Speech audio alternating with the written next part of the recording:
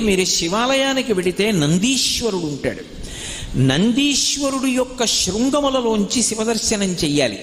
అసలు నందీశ్వరుడి దగ్గరికి వెళ్ళి ప్రార్థన చెయ్యకుండా శివలింగం వంక దర్శనం చెయ్యకూడదు. నంది దగ్గరికి వెళ్ళి మొట్టమొదట ప్రార్థన చెయ్యాలి.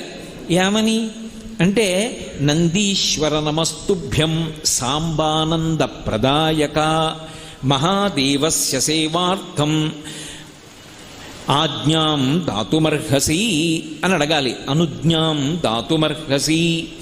నందీశ్వర నమస్తుభ్యం. నమస్తుభ్యం అంటే రెండు చేతులు కైమోడ్చి ఇలా శిరసు ఉంచి నమస్కరించాలి. నమస్కరించి, ఓ నందీశ్వర నీకు నమస్కరిస్తున్నాను. ఎవరు నువ్వు? సాంబానంద ప్రదాయక. సా అంబ ఆనంద ప్రదాయక. అమ్మతో కలిసి ఉన్నటువంటి శివుని యొక్క